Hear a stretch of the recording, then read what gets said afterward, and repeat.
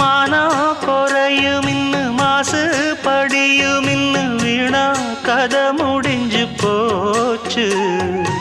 ஈசான மூலையில லேசான பள்ளி சத்தம் மாமன் பேர சொல்லி பேசுது.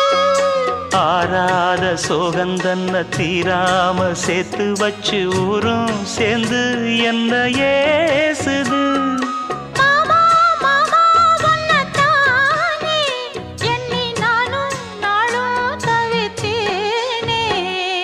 கூண்டுக்குள்ள என்ன வச்சு கூடி நின்ன ஊற விட்டு கூண்டுக்குள்ள போனதென்ன கோலக்கிளியே.